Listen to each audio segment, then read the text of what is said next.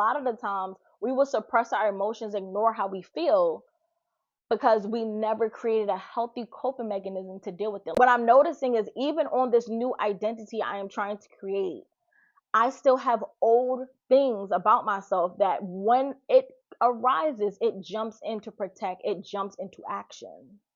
And I think the beauty of being renewed in Christ is understanding that the thing that once was is no longer is.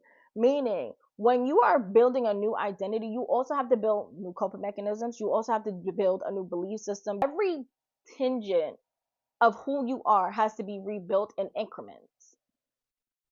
And I think in the Bible, that's why it's so beautiful that it is stated, love the Lord with all your heart, with all your soul, with all your mind. Because if you love the Lord with all the things, you would take away the dependency upon yourself and give him the control.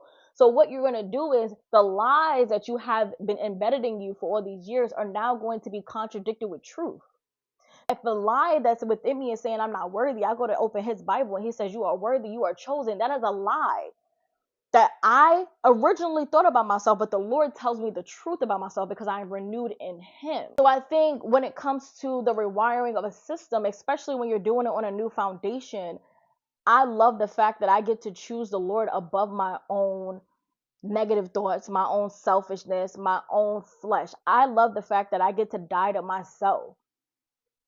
And I have authority over myself. I have authority over this belief system that was created for me before I even knew who I was. But when you don't acknowledge the emotions that you have and why they are arising at the time they're arising based on the trigger that is happening, you're allowing your emotions to override the system that you're creating, because you're still putting your emotions in the forefront rather than regulating them and controlling them to a point that they don't override you and make the decisions. You still make the decisions even when things are arising that are triggering you.